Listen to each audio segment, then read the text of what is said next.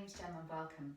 Today we're going to do half moon pose, Ardha Chandrasana, and this is a great heart opener. It also helps with coordination and balance. So let's get started.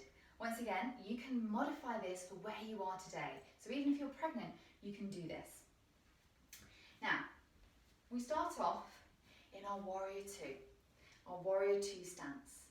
Now, if you need a prop, you can either have a book or a block, or if you're feeling really unsure about your balance, you can use the wall. Let's just show you the move first.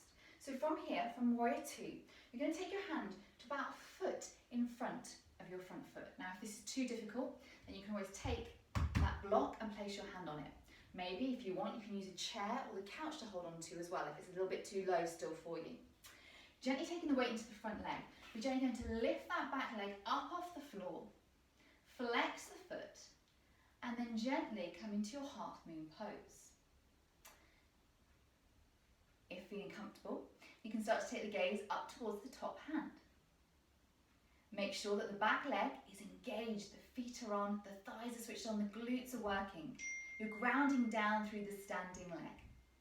Breathing in and breathing out.